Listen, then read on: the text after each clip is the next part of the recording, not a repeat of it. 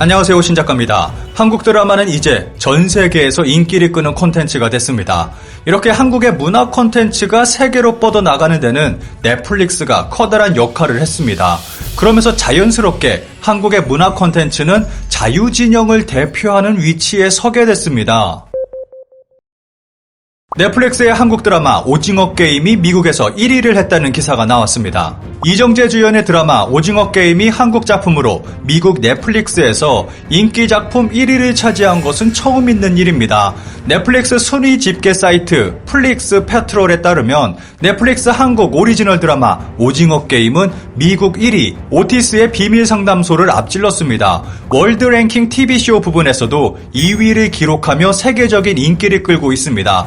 오징어 게임은 한국과 미국뿐만 아니라 홍콩, 대만, 베트남, 아랍에미리트, 쿠웨이트, 싱가포르 등 총 14개 국가에서 1위를 기록했습니다. 그리고 영국, 프랑스, 독일 등 39개 국가에서는 2위를 차지하며 세계적인 관심을 받는 데 성공했습니다. 뿐만 아니라 좋은 평까지 이어지고 있습니다. 로튼 토마토에서는 평론가 점수가 100%로 관객 점수 90%보다 더 높습니다. IMDb 점수도 8.3점으로 높은 점수를 기록하고 있습니다. 넷플릭스를 통해 공개된 한국 드라마가 세계적인 인기를 끈 것은 처음이 아닙니다. 넷플릭스 최초의 오리지널 한국 드라마 킹덤은 공개되자마자 전 세계적인 인기를 끌었습니다. 킹덤은 공개되자마자 세계적인 인기를 끌며 미국 드라마 왕자의 게임을 누르고 상위권에 진입했습니다.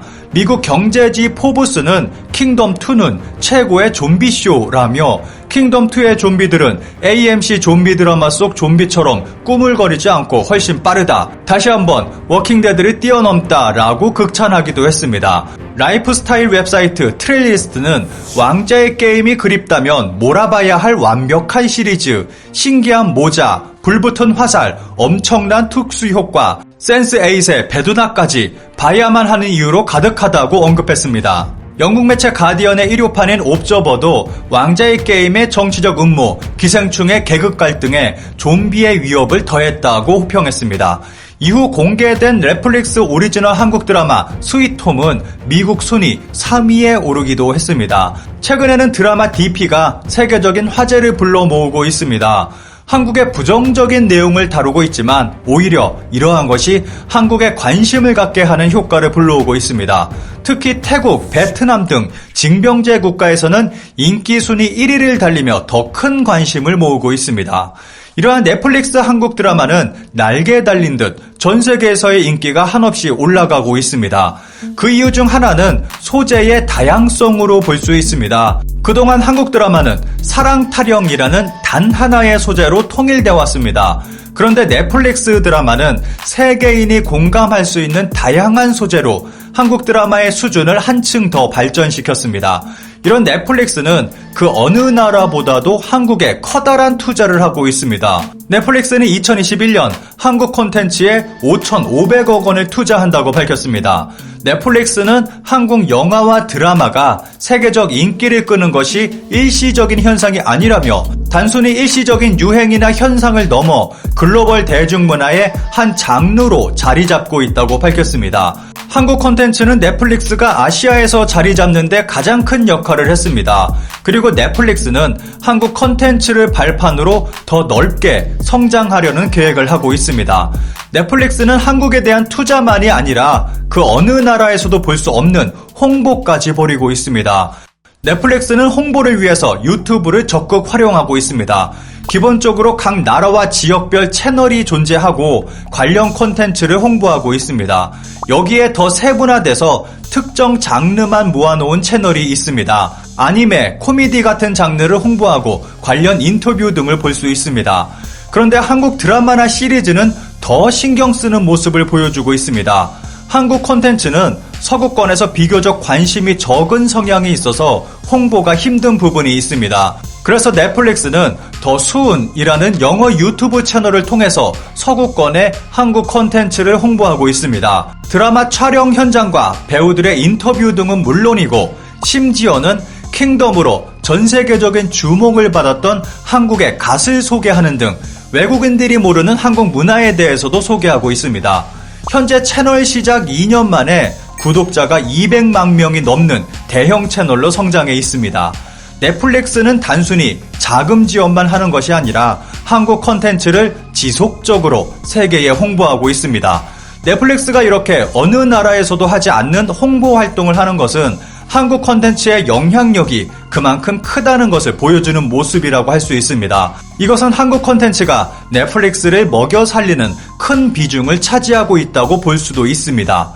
이런 넷플릭스는 일본에도 커다란 영향을 주고 있습니다. 지난 2011년 일본에서는 후지TV 데모가 전국에서 있었습니다. 후지TV가 너무 많은 한국 드라마를 방송한다는 것이 이유였습니다. 대상은 후지TV였지만 사실상 한국 문화를 거부하는 혐한 데모가 전국에서 벌어진 것입니다. 현재 일본 넷플릭스를 보면 인기 순위 상위는 전부 한국 드라마가 차지하고 있습니다. 그런데 넷플릭스 데모는 일어나지 않고 있습니다. 그동안 한류가 전 세대에 자리 잡은 것도 있고 넷플릭스가 미국 기업인 이유도 있을 것입니다. 이렇게 보면 넷플릭스는 일본 내 한류 전파에 지대한 영향력을 발휘하고 있습니다. 최근에는 이런 넷플릭스와 한국의 방송사를 비교하는 일들이 늘어나고 있습니다. 현재 방송사들은 코로나로 인해서 예산난에 시달리고 있습니다. 제대로 된 투자가 이루어지지 않다 보니까 엉뚱한 일들도 발생하고 있습니다. 대표적으로 PPL과 해외 자본 유입을 들 수 있습니다. 여기서 가장 문제가 되는 것이 중국 자본의 유입을 들 수 있습니다. 한국 제작사들은 제작비 충당을 위해 무분별한 중국 제품 PPL을 실행한 적이 있습니다. 게다가 중국 자본을 받아 드라마 자체가 중국풍 드라마가 돼버린 적도 있습니다. 자유로운 소재와 충분한 제작비를 보장해주는 넷플릭스와 중국 자본까지 끌어들여야 제작비 충당이 가능한 한국 방송사의 모습은 크게 차이가 납니다. 많은 네티즌들은 만약 넷플릭스가 한국에 진출하지 않았다면 한국 드라마는 중국 자본에 잠식당해 엉망이 됐을 거라며 안도의 한숨을 내쉬고 있습니다. 이런 넷플릭스를 중국은 적대시하고 있습니다. 지난 5월 넷플릭스는 새로운 드라마를 공개하며 드라마가 서비스되는 국가들의 국기와 함께 각국 언어로 감사하다는 말을 전했습니다. 그런데 여기에 대만이 들어가 있는 것을 문제 삼아 중국 네티즌들은 중국을 분열시키고 대만 독립을 지지하는 것이라며 들고 일어났습니다. 이에 대해 넷플릭스는 아무런 대응을 하지 않아 중국인들을 더 분노하게 만들었습니다. 그리고 중국 정부는 넷플릭스 접속을 차단하고 있습니다. 이러한 모습은 한국과의 관계와 겹치며 묘한 분위기를 자아내고 있습니다.